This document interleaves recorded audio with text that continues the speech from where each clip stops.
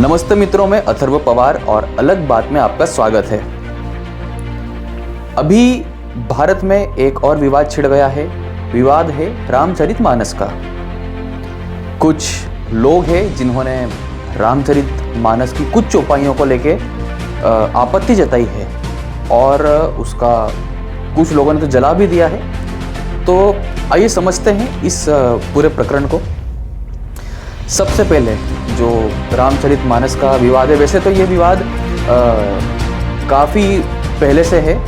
कुछ जो ऐसे लोग, ऐसे भारत के शत्रु जो भारत की संस्कृति, भारत के धर्म को समाप्त कर देना चाहते हैं, विकृत करना चाहते हैं, तोड़ना चाहते हैं, तो ऐसे जो लोग हैं वो एक प्रोपेगेंडा टूल के लिए भ्रामक जानकारी देते हैं और दुष्प्रचार करते हैं इस रामचरितमानस का।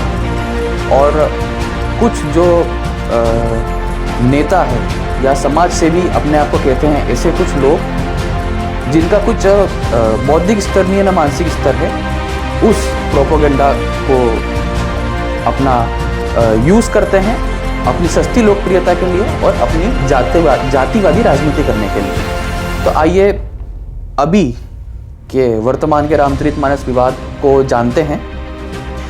तो सर्वप्रथम बिहार के जो शिक्षा मंत्री हैं चंद्रशेखर जी, उन्होंने एक विवादित बयान दिया था रामचरितमानस को लेकर, और इसका तो कई बार फैक्ट चेक भी कर दिया है कई लोगों ने, जिसमें उन्होंने बताया कि वो जो चौपाइयाँ बता रहे थे उन्होंने बहुत अच्छे से रट रखी थी, लेकिन वो जो चौपाइयाँ थी उसके संदर्भ भी वो गलत दे रहे थे। तो इससे ही हमें मालूम पड़ सकता है कि उनके पास कितनी कम जानकारी है, उनके पास सिलेक्टेड कंटेंट है जिसके लिए वो नैरेटिव चला रहे हैं। क्योंकि ये इंफॉर्मेशनल वॉर है, तो इसके लिए सिलेक्टिव नैरेटिव एक बहुत बड़ा काम करता है। तो उन्होंने वो लिया, अच्छे से रटा और उससे अपनी जातिवादी राजनीति की सस्ती लोकप्रियता पाली। तो सर्वप्रथम बिहार के शिक्षा मंत्री चंद्रशेखर का बयान आया था। उसके बाद अभी हाल ही में स्वामी प्रसाद मौर्य, जिसे राजनीति में बिन पेंदी का लोटा के रूप में जानते हैं, जो पहले भारतीय जनता पार्टी में थे लेकिन फिर उन्हें काम में ऐसा नहीं किया होगा तो उन्हें टिकट नहीं मिला, तो समाजवादी पार्टी में आ गए। और सभी को मालूम है कि समाजवादी पार्टी अपनी जातिगत राजनीति के कारण निचले स्तर की, तुच्छ स्तर की जातिगत राजनीति के लिए जानी जाती है। तो उन्होंने, स्वामी प्रसाद मौर्य ने अपनी मानसिक निष्ठा का प्रदर्शन किया। उसके बाद ओबीसी महासभा के लोग आए, ये एक कदम और आगे निकले। इन्होंने क्या किया, इन्होंने रामचरितमानस के पहले पन्ने फाड़े, फिर उसमें आग लगा दी। जैसे पुलिस ने इन कुछ ऐसे 10 लोगों के ऊपर FIR करी है, दर्ज की है। इसमें स्वामी प्रसाद मौर्य का भी नाम है और उसमें से एक व्यक्ति के गिरफ्तार होने का समाचार है। तो ऐसे में जो कुछ चीज़ें हैं आपको उनको समझना चाहिए जो इस पूरे परिप्रेक्ष्य से समझ में आती है। पहली बात तो ये है कि जितने लोगों ने रामचरितमानस का विरोध किया है, सर्वप्रथम तो उन्होंने रामचरितमानस का अध्ययन किया ही नहीं है। ये आप लिख के ले लीजिए। ना उनके घर में होगी, ना उनके कार्यालय में होगी, ना कभी उन्होंने इसका अध्ययन किया होगा। अगर वो इसका अध्ययन करते, अगर वो इसका स्वाध्याय करते, तो वह ऐसी मूर्खतापूर्ण बातें नहीं करते। पहली बात है। दूसरी बात है कि ये जो लोग हैं, इनको इनका जो पूरा बैकग्राउंड पृष्ठभूमि है इनकी, आप एक बार ध्यान से देखिएगा और ये किस प्रकार की राजनीति करते हैं आप वो भी देखिएगा। तो आपको समझ में आएगा कि इन्हें केवल अपनी वोटों से मतलब है, इन्हें बस जातिगत राजनीति करनी है, और इनके जो विवादित बयान हैं वो बस वोट पाने के लिए और एक जो खास तबका है जहाँ से ये आते हैं उसमें अपनी पेठ बनाने के लिए ही करते हैं। तीसरा कि जो 2024 का चुनाव आने वाला है, इसका बिगुल बज चुका है। तो अब जैसे कि हमें मालूम है कि जैसे ही चुनाव आते हैं तो एक जो पार्टी है 1885 में जिस पार्टी की स्थापना हुई थी, ऐसी एक पार्टी है वो जातिगत राजनीति के कारण ही चुनाव जीतते आई है, और ऐसा अंबेडकर जी ने भी कहा है। तो वो ऐसे कुछ छद्म प्रपंच रच रही है। तो आने वाले समय में आपको इस प्रकार को जो हिंदू धर्म को जो अभी एकता बन रही है उसको तोड़ने के काफ़ी प्रयास किए जाएंगे। तो आपको आने वाले समय में ऐसी बातें और देखने को मिलेगी। अब इसमें मेरे कुछ अब प्रश्न है, और ये जो प्रश्न है ये उन भाइयों से मैं पूछना चाहूँगा जो अपने आप को शोषित, वंचित, पीड़ित, प्रताड़ित, दलित इत्यादि मानते हैं, है ना। तो ऐसे जो हमारे भाई हैं उनसे मैं कुछ प्रश्न पूछूंगा कि आप ये जो लोग राजनीति कर रहे हैं या रामचरितमानस या हिंदू धर्म ग्रंथों को कुछ भी बोलते हैं, तो जब ऐसे लोग आपके पास आए या ऐसे लोगों के कार्यकर्ता, ऐसे लोगों की विचारधारा को मानने वाले लोग आपके पास जब आए, तो उनसे कुछ प्रश्न पूछ लीजिएगा। ये मेरा आपसे नम्र निवेदन है, और आप भी इस चीज को ध्यान में रखिएगा कि रामचरितमानस को इतना अपशब्द बोले, कुछ भी दुष्प्रचार किया, जला तक दिया, तो हिंदुओं ने क्या किया? देखिए, वो धर्म ग्रंथ है, और ऐसा धर्म ग्रंथ है कि जिसकी पूजा जैसे किसी भगवान की पूजा होती है, वैसे ही इस धर्म ग्रंथ की पूजा की जाती है। तो ऐसा एक धर्म ग्रंथ है, तो भावनाएं आहत होना तो जायज़ ही बात है। तो ऐसे में इतने होने के बाद भी हिंदुओं ने क्या किया? सोशल मीडिया पे एक तीव्र प्रतिक्रिया दी, कुछ जगह पे कुछ प्रदर्शन किए गए होंगे, लेकिन इसके अलावा क्या किया? तो इसका आपको उत्तर मिल जाएगा कि हिंदू कितना उदारवादी है और सहिष्णु है। तो इसका जो पेशेंस है वो कितना अधिक है, ये आपको समझ में आ जाएगा, पहली बात। दूसरी बात, अब अन्य ग्रंथ, जो अन्य धर्म ग्रंथ है, उनकी भी बात करते हैं। किसान आंदोलन हुआ था। किसान आंदोलन के अंदर एक व्यक्ति था, वो भी शोषित, वंचित समुदाय है, दलित समुदाय है, उसी से आता था। उसके ऊपर जो निहंग थे, उन्होंने कथित बेअदबी का आरोप लगा के उसे एक जगह लटका दिया, उसके हाथ पैर काट दिए और उसकी वहीं टंगे टंगे मृत्यु हो गई।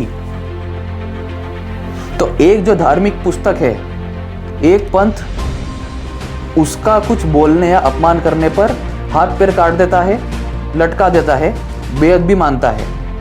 क्या हिंदुओं ने आपके साथ ऐसा किया? पहली बात। और दूसरी बात कि वो जो व्यक्ति था, जब उसके साथ ऐसा हुआ, धार्मिक भावनाएं आहत होने पे या कथित रूप से जो बेअदबी थी, ऐसा करने पे उस व्यक्ति के साथ जो हुआ, तो ये जो आज जितने ये जो लोग बोल रहे हैं, इन्होंने किसी एक ने भी उसके विरोध किया था, उसकी प्रतिक्रिया दी थी? क्या वो व्यक्ति इस समुदाय का नहीं था? क्या वो भी आप लोगों में से ही था ना? तो उस व्यक्ति के लिए इन नेताओं ने, जो आज रामचरितमानस को गालियां दे रहे हैं, एक भी व्यक्ति आया था? नहीं आया था, पहली बात। दूसरी बात, एक और धार्मिक पुस्तक है, वो जो धार्मिक पुस्तक है वो तो ऐसी है कि यदि आप उसका संदर्भ भी दे देते हैं तो आपका सर तन से जुदा हो जाता है। पूरा जो विश्व है वो रक्त रंजित हो गया है उस पुस्तक के कारण। जगह जगह बम धमाके होते हैं उस पुस्तक के कारण। उसके नाम पे जिहाद सिखाया जाता है। जो मूर्ति पूजा करते हैं उनका, और जो एक उनके ईश्वर में नहीं मानते हैं उनका कत्ल करने का लिखा गया है। तो उसके कारण पूरे विश्व में जो लड़ाई करने वाला एक फ्रंट है वो तैयार हो गया है, और वो उसी पुस्तक का अनुसरण करता है। भारत में भी कई घटनाएं उस पुस्तक को लेकर हुई है। एक टीवी पर एक प्रवक्ता थी, उसको तो आज जगह जगह छिपना पड़ रहा है।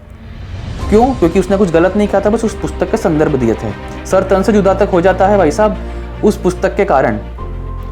तो इस पुस्तक ने भी बहुत अत्याचार किए हैं। तो ये जो स्वामी प्रसाद मौर्य हैं या चंद्रशेखर हैं या जो निषाद पार्टी के कोई हैं या कोई भी एरा गेरा जो भी रामचरितमानस का विरोध करता है, क्या इन्होंने उस पुस्तक के बारे में कुछ कहा, उसे जलाने का कहा नहीं, क्योंकि उनकी हिम्मत ही नहीं है, उनकी औकात ही नहीं है, क्योंकि इन्हें सिर्फ हिंदू धर्म से घृणा करनी है और वोट बैंक की तुच्छ राजनीति करनी है। तो आप ये बात समझ लीजिए कि पहले तो वो किसान आंदोलन वाली घटना पे नहीं बोला, फिर उसके बाद ये जो एक पुस्तक है जिसका कुछ करने से सर्कल से जुदा हो जाता है, इसके ऊपर भी ऐसे लोगों ने कुछ नहीं बोला, एक चुप्पी साध ली। तीसरी बात है, एक और पुस्तक है, वो भी एक धार्मिक पुस्तक है, उस पुस्तक का प्रचार प्रसार जो जनजाति बहुल, वनवासी बहुल जो क्षेत्र थे वहाँ पे किया गया।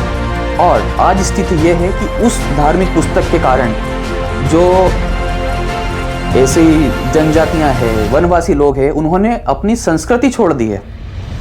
उस एक धार्मिक पुस्तक के कारण जनजातियों ने उस धार्मिक पुस्तक ने जनजातियों से अपनी संस्कृति छीन ली, अपने ग्राम देवता छीन लिए, अपने लोक देवता छीन लिए, अपने लोकगीत छीन लिए, अपनी जो प्रकृति पूजा की पद्धति थी वो छीन ली, अपने जो पुरखों की जो विरासत चली आ रही थी वो छीन ली। तो भैया इस पुस्तक के बारे में ये जो कथित दलित नेता हैं, कथित जो शोषित, पीड़ित, वंचित, प्रताड़ित ऐसे लोग हैं, इनका जो आवाज़ उठाते हैं, उन्होंने इनके खिलाफ कुछ बोला नहीं बोला। और मेरे जितने भी जो भाई हैं उनको मैं यही बोलूँगा कि अगर कोई आके आपको बोले कि रामचरितमानस में ऐसा लिखा था, तो आप उनसे पलट के पूछिएगा कि जब किसान आंदोलन की घटना हुई, जब ये सरतन से जुदा करने वाली पुस्तक की बारी आती है, जब एक जो पुस्तक है जो जनजातियों को धर्मांतरित कर देती है, उसमें आपने कुछ बोला, अगर वो मना करते हैं तो आप समझ जाइएगा कि ये एक स्पष्ट रूप से प्रोपोगेंडा है, एक नैरेटिव है, एक वोट बैंक की राजनीति है। तो मेरा आपसे बस इतना ही अनुरोध है कि एक बार स्वयं रामचरितमानस पढ़िएगा, क्योंकि निषादराज गुह, माता शबरी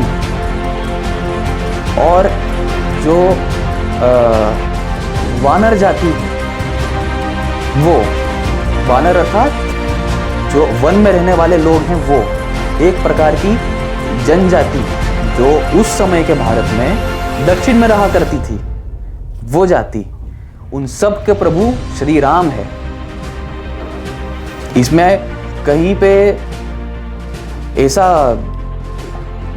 मतलब आपको, मैं तो बस इतना, मेरी तरफ से आपको इतना है कि आप राम को मानिए ना, इसे राम का ग्रंथ मान के आप पढ़िए। आप वैसे पढ़ेंगे तो आपको सब समझ में आ जाएगा।